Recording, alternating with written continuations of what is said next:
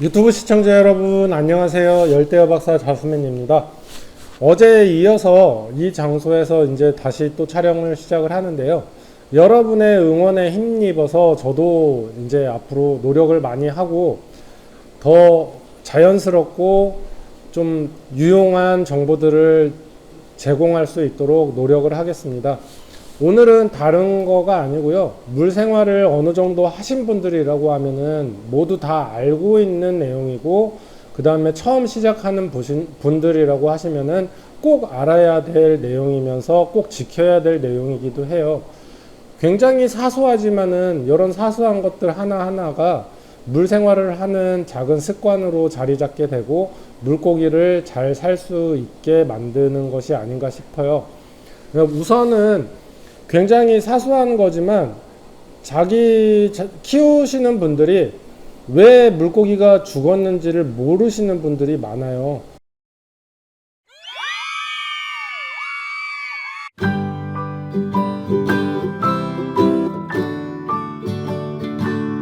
다 알고 있는 건데 이런 것들을 안 지키고 이러는 경우가 많다라는 거를, 저 역시도 그거를 그 사소한 것들을 못 지키기 때문에 그런 일들이 많이 발생을 하는데요.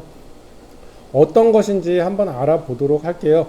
먼저는 가장 많이 사용하는, 우리 열대어를 키울 때 물고기를 잡는 이 뜰채인데요. 뜰채 같은 경우에는 물고기를 잡는 용도로도 쓰지만은 옮길 때도 쓰고 뭐 찌꺼기라든지 이런 거를 걸릴 때도 쓰는 아주 유용한 장비죠. 근데 이 뜰채를 사용을 할 때 만약에 어항이 하나라고 한다면은 그냥 요 뜰채 하나만 가지고 그 어항에서 사용을 하면 되지만은, 어항이 여러 개일 경우에 이 뜰채 하나를 가지고 이쪽에서 사용하고 이쪽에서 사용하고 했을 경우에는 이쪽 어항이 안 좋았을 경우 여기에 있는 병균들이 이 뜰채를 통해서 다른 어항으로 이동을 할 수 있고 전체가 다 병에 걸려서 죽는 경우가 생기는 경우가 있어요. 그렇기 때문에 어항이 여러 개라고 한다고 하면 이 뜰채 윗부분에 표시를 해가지고 물고기 이름이라든지 뜰채 어항 번호라든지 뭐 이런 것들을 적어서 어항마다 뜰채 하나씩을 준비를 해서 사용하는 것이 가장 좋은데요. 만약에 여의치 않아 가지고 뜰채를 여러 개를 사용을 못 한다라고 한다면 이제 그 소독을 해 가지고 사용을 하는 건데요. 어항 옆에 쪽에 작은 바구니라든지 이런 거를 하나를 놓고 거기에 락스나 이런 것들을, 냄새가 나기 때문에 무색 락스 이런 거를 쓰시면 좋아요. 그러니까 냄새가 안 나는 락스나 소독약 같은 것들을 놓고 뜰채를 사용을 했으면 거기에 담가 놨다가 나중에는 한번 헹구고 다시 사용을 하고 이런 식으로 쓰는 게 가장 좋은데, 이게 생각보다 굉장히 귀찮아요. 뜰채라는 거를 그냥 바로 잡아야 되는데 이거를 또 언제 헹구고 저거를 하고 이렇기 때문에, 저희 수족관 같은 경우에도 뜰채가 어항마다 하나씩 구비를 해가지고 놨었는데 그게 다 어디로 갔는지 저도 모르겠어요. 쓰다 보면은 이런 것들이 다 어디 다른 데로 처박혀 있고 그 다음에 소독도 안 하고 이쪽 저쪽 옮겨 다니고 이렇게 되는데, 그래도 저 같은 경우에는 뭐 이런 것들은 있어요.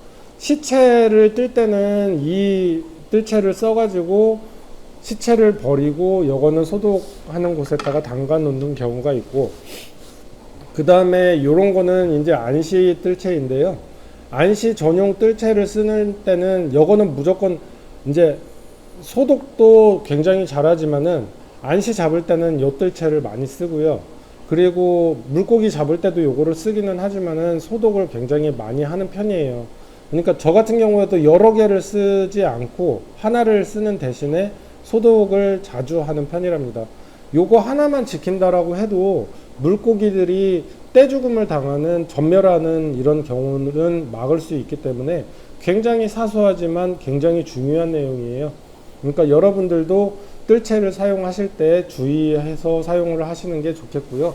또 다른 한 가지는, 물고기를 보면, 사람들을 보더라도 사람들을 가장 중요한 게 의식주잖아요. 먹고 자고 뭐 입고 먹고 자고인데, 물고기 같은 경우를 보면은 입는 거는 못하기 때문에 먹고 이제 집이죠. 자는 거. 먹는 거, 집. 이게 굉장히 중요한데 집 같은 경우에는 우리가 수조를 세팅하거나 그 다음에 여과기를 넣어주거나 이러면서 많이 관리를 하시는데 먹는 거 같은 경우에는 좀 잘 처음 키우시는 분들이 많이 실수를 하시고 그 다음에 좀 키우신 분들도 자주 실수를 하셔요. 보통 규칙적으로 저 같은 경우에는 하루에 한 번 주는데요. 아침에 환수를 한 후에 저는 먹이를 줘요. 먹이를 줄 때 딱 그 시간에 주기 때문에 먹이를 주려고 이렇게 딱 다가서면은 애들이 아 먹이 주는구나 하고 다가와 가지고 먹이를 먹는 애들이 대부분이고요. 물고기들이 멍청한 것 같지만은 주는 시간이라든지 그 주인의 움직임이라든지 이런 것들을 다 파악을 하고 밥 준다라고 막 모여들고 이런 것들을 보여주는 이유가 먹이로 인해서 그거를 습관을 들였기 때문이에요. 딱 그 시간에 주고 일정량만 딱 줘가지고 먹이가 남지 않게 주는 것이 가장 중요하고요. 먹이 같은 경우에 먹이를 많이 줘가지고 물고기들이 죽는 경우는 굉장히 많아요. 하지만 물고기 밥을 적게 줘가지고 물고기가 죽는 경우는 거의 드물다고 보셔야 돼요. 그러니까 물고기를 밥을 뭐 한 3일에 한 번 준다라고 하면은 상태가 안 좋아지고 영양 상태가 안 좋기 때문에 죽을 수도 있지만은 물고기 밥을 하루에 한 번 정도 적당량 딱 준다라고 하면 물고기 밥을 적게 줘가지고 죽는 일은 거의 없거든요. 근데 보통 키우시는 분들 보면은 여러 가지 종류를 키우시기 때문에 뭐 구피도 키우고 코리도 키우고 비파도 키우고 안시도 키우고 이러는데 다 노는 위치가 다르잖아요. 그렇기 때문에 구피밥 한번 주고 또 안시밥 한번 주고 또 플레코종, 뭐 코리종 뭐 이런 거에 맞춰가지고 또 사료를 주고 이렇게 하다 보면은 물고기 밥이 굉장히 밑에 많이 남아요. 남게 되면은 그게 부패를 하고 그 이렇게 솜털처럼 이렇게 생기는 거가 밥을 많이 줘가지고 밥에 이제 부패되면서 곰팡이가 생기는 건데요. 요게 많다라고 하면은 물에서 비린내도 많이 날 거고 그 다음에 비린내가 나는 것 자체가 물이 많이 깨진 거기 때문에 물 상태도 굉장히 안 좋고 열대어들한테도 안 좋아요. 그래서 이게 지속된다라고 하면은 물고기들이 나중 가가지고는 한 마리씩 죽어나가는 경우가 생기는 거죠. 보통 물고기 양을 얼마 정도 주는 거는 자기가 정해야 되는 거지만 저 같은 경우에 만약에 2마리라고 하면은 한 요 정도만 줘요. 그렇게 많이 주는 편은 아니거든요. 이것도 하루에 한 번 딱 주고 안 주거든요. 요런 식으로 만약에 내가 이만큼을 줬어요. 이 정도를 줬는데 물고기 밥이 한 3분 안에 다 먹었는지 안 먹었는지를 확인을 하시고 만약에 한 10분 지났는데도 바닥에 남아 있거나 이게 계속 떠다니거나 이런다고 하면은 물고기 밥 양을 줄여 주셔야 돼요.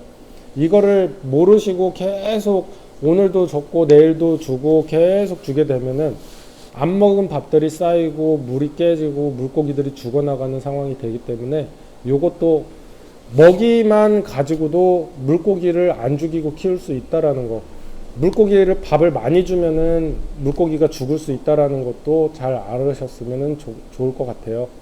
그리고 아까 얘기한 거와 마찬가지지만은 규칙적으로 밥을 주는 것도 중요하지만 규칙적으로 환수를 하는 것도 중요해요. 환수라는 거는 뭐 평상시에 맨날 뭐 한 3일에 한 번, 일주일에 한 번 이렇게 하시는 분들이 굉장히 많은데요. 이 환수라는 것도 시간을 정해놓고 그 시간에만 딱 하는 게 제일 좋고요. 만약에 오늘 했는데 뭐 한 3일 후에 해야 되니까는 3일 후에 또 하고 이렇게 하는 경우가 이제 규칙적으로 하는 거잖아요.